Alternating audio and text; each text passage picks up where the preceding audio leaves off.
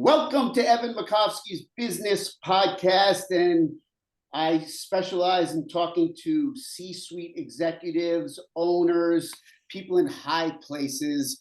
But my guest today is Ben Hilker. He is the owner of Brothers Cleaners. And let me just give you some background, because there is a national type hook to why I wanted to speak with him. I'm a customer at Brothers Cleaners, and I wasn't in there. I was walking by. It's in near proximity to where I live. And I saw a sign in the window that said, if you are interviewing for a job and unemployed, we will clean your clothes for that interview for free. And it really, I don't know, I even posted it on Instagram, and I am not paid by this company. So it really, it moved me. I thought it was, very, very kind, number one, but very good marketing. And I reached out to Ben, and kind of maybe we can, work it backwards from there, from that point, because that really was the thing that moved me. I don't necessarily reach out to, off of just something I see in a storefront. It's rare for me. But first of all, welcome, Ben. And why don't you just kind of tell everybody about the evolution of that, which I think is on top of, it's generous, but it's very good marketing. Thanks, Evan. I appreciate you having me. It was something we started a few years ago, and a friend of mine in Kansas started it, and I was chatting with him one day, and I like the idea. It's something we're giving back to a community that's supporting us. On top of that, I think we all need something where we can, just have a little faith in people. And how did you, Ben? Well, first of all, yes, how did you kind of come up with that idea? And since how long ago did you start that? Because I don't know when I didn't notice it, and I've attended I don't know if that's a sign that got stuck in there recently, but how is that kind of, I guess, marketing that moves people a little bit, which is the idea, working out for Brothers Cleaners? It's been great. Around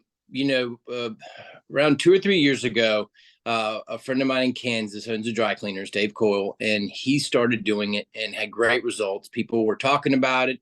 People were interested. They thought it was such a kind gesture. And so he shared that with me and some other group of guys that, dry cleaning group that I'm a part of. And I thought it was great. At first I was kind of worried that people were going to take advantage of it. And then in the end, okay, so what if a couple people take advantage of it? At least you help a few people out while doing it. And then also you get to show people, that your customers, that, you're willing to help people that are in need. We don't require anyone to show that they're on unemployment, or if they're have an interview or their resume is updated or whatever it may be. They just come in, let us know, and we're happy to clean, a shirt and tie and a jacket and pants for them for free. Yeah. So what you're saying is it's the honor system. You're not gonna, if they want to take advantage of you, not that you're advocating that, but the goodwill is not going to be vetted, so to speak. Absolutely. I mean, there's enough people out there that, that can see that we're trying to do something kind to other people. They're going to appreciate it. There's an opportunity for, a new person that starts into the workforce, and now they are going to be a customer for life. Yeah, that's so. What kind of feedback have you gotten from people who have utilized, if you want to call it the promotion? It's been great. We put it out and didn't hear anything, and we didn't have anyone coming in for interviews and saying they wanted anything clean. But then out of nowhere, we started getting people that had their parents had seen it, and they were graduating from college, and they're going out for an interview, and they were mainly just getting, things that were pressed to, to look good. They had bought a shirt at a store. They brought it in. It was wrinkled. They just had it to be pressed. And by that, they became a lifetime customer. Then people started seeing it and sharing it online and kind of going viral. And that's when people really took to it. But the majority of people that see it reach out and just say how much they appreciate us doing something kind. We need more of that in the world today. Now, there's a long family history to Brothers Cleaners. I believe it started in 1916. Are there any comparable promotions going back to the teens, 20s, 30s that they were running back then that this is sort of a modern form of, or probably not? No, there's lots of things back in the day. I think one thing that's interesting going back and, back in the day, people didn't have multiple dress, jackets. What they would do is they would buy a lighter colored jacket, and after wearing a number of years, then they would dye it. We would do dyeing of jackets, which was pretty wild. But no, this is the first time we've done anything like this. This just struck me off the topic of the Clean for Free promotion, but I think it's relevant to anybody, no matter what cleaners they go to. It doesn't matter necessarily to the customer, but nobody talks about, with the work from home movement, I have to think the dry cleaning business was negatively affected permanently across the board, not just any particular cleaners, by the pandemic. Is that fair to say? I would think that in a major way. I mean, can you even put percentages on how much business?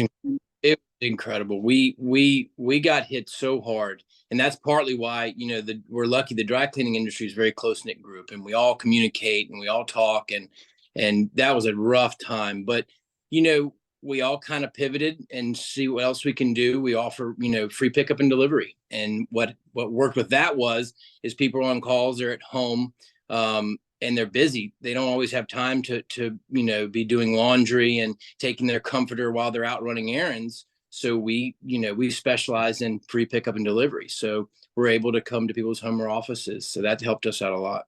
Where I think it just hurts across the board, and I don't think there's anything you or any other cleaners association or cleaners owner can do, is just the volume. Because I have had jobs that have now, probably before the pandemic, would be you have to go in every day, and now it's a hybrid situation, or depending on so just that alone, if you can work in shorts and a t-shirt versus, even if I'm going in, I only need an outfit now 1 or 2 times a week. There's nothing you can do. And I don't think anybody who's deciding their careers is not thinking about dry cleaning, about whether they're working from home or going. But I just think that has now, I know it has, or whatever. It's not just real estate, but just there's less clothes, I would think, needing to be dry cleaned. How about that? We're back to where we were before the pandemic. Okay. Some of the smaller operators, struggled with it. And because we were able to take advantage of the time of being able to pick up and drop off for their homes, we gathered people. People were able to see our vans going through neighborhoods. We were cleaning area rugs. People were at home staring at their carpet, realizing, this thing's dirty. So, there were little bits of ways where we were able to gain customers out of it. But unfortunately, there was a lot of smaller dry cleaners that weren't able to last during that. That was, the tough part for a lot of people. But, we got through it, and, we processed around 20,000 pieces a week. And that's about where we were before the pandemic. Well, if you're where you are before the pandemic, I think I would be happy with that, because like I said, I don't think some of these factors are in your control. You're just a byproduct of that. What it took us get there. I mean, it's been a long road to get back to where we were before the pandemic. So what would you say is the key if somebody wants to start a dry cleaning business?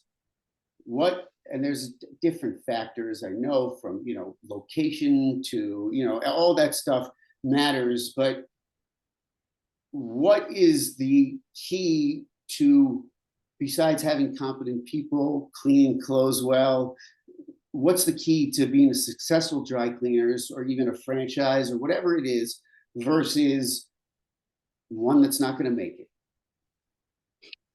That's a good question. customer service. We're in the service industry. We specialize in helping people, do something that, we're saving time, we're saving money throughout their day. Being able to offer free pickup and delivery is huge. Being able to, have the skills to service the customers. If you make mistakes, you make it right. Being able to specialize in those is really important. Comforters, those are things people need every day. You sleep with your comforter. If you specialize in being able to sanitize and clean comforters, area rugs. So how much does a comforter cost to clean? It's about $34. Okay. Yeah. And I suggest to people, having your comforter clean quarterly is important. You put it in your own machine at home and it just sits there and just moves back and forth. It doesn't actually get clean. Really? People don't realize that. Yeah. No, I don't realize it. I thought you're telling me when I stick my comforter, it just moves back and forth. Why doesn't it wash? Just sits there in that machine. The machine's not big enough to handle that size of load. It's supposed to be handling, socks and t-shirts and that sort of thing. So if you take it to an actual dry cleaner, they're, actually getting it clean and sanitized for you. And in this day and age, people have beds and that have dogs all over the bed, so they need to be sanitized. And I suggest people doing it quarterly, and it looks better. You'll get it back and you'll notice a difference. Before we wrap here, I wanted to piggyback on the pandemic and say, one thing I think that's good about the dry cleaning business is, I don't want to say it's technology proof, as you can probably maybe, I can't speak to what, people working and how many humans will be needed in the future as far as that. But I would think that technology can't overcome the need for people to want to have their clothes cleaned, and they need clothes to get dressed. And I don't know how technology replaces that, which I think, and these are just deductions off the top of my head, that sort of means at least the dry cleaning business should be around. I don't want to say indefinitely, but clothes are going to need to be cleaned until somebody figures out another way. Is that accurate? The dry cleaning business will always be around. I mean, you can try to press your shirts at home. You can try to dry clean, but you've got stains that are hard to get out. You've got, things that, like I said, people were busy. Takes time. That takes time, right? Nobody. I'm so if I have a spot, if it's something nothing, okay, I'll see if I can, get it out. But if it's legitimate, or and sometimes the ones that aren't even legitimate, you can't get out. It depends. So that needs to go to the dry cleaner, and absolutely there's a time cost. People have enough to. I agree. No, I don't think it's a time issue, because that's not 10 years in advance. It will always take time. I think that, so there'll always be a use for dry cleaners, and I'm just saying, I don't think clothes are going anywhere as far as I know. So that's what I mean. I don't want to say it's like they say recession proof or going extinct proof, but this is something you've probably given this more thought than I have. Well, I mean, look how expensive retail clothes are now. So, you're going out and spending more money, and people are getting, nicer shirts. They make, shirts that aren't as nice a quality, but you can tell the difference. So people are spending more money on clothes. People are going out. I think the pandemic knocked everybody from being at home, and people are finally getting out and going, this is nice. I'm out again. I'm dressing nice again. I feel good. And that's helped a lot. But, if you're spending a bunch of money on some clothes and you want them taken care of, you take it to a dry cleaner. You don't try to get that stain out on your own. You stop, you wait, and you take it to a dry cleaner. They get it out professionally, and then, your outfit's not ruined. Any other advice as far as take your comforter to the dry cleaner quarterly? Is there one more nugget or pearl from your time at the helm in this industry can you share? One of the biggest things is trying out pickup and delivery service. If you haven't tried out to have your clothes, your laundry picked up or your dry cleaning picked up at your home or office, that's just a no-brainer. It saves time. It's the exact same cost, or at least it should be wherever you're located. But that changes people a lot. They get to experience it and realize that it's a no-brainer. His name is Ben Hilker. He's the CEO owner of Brothers Cleaners, a multi-franchise. operation website? Any, if they want to, people want to find you? .com. Yes, and I'll put it up on the description of the podcast. It's been a pleasure. Thank you for joining my business podcast. Very insightful, and deep diving, not just I think there's a humanity and kindness to, regardless if it gets you loyalty, I think there's nothing wrong with that. Though you're not requiring that. You're saying you'll take and clean their clothes before an interview.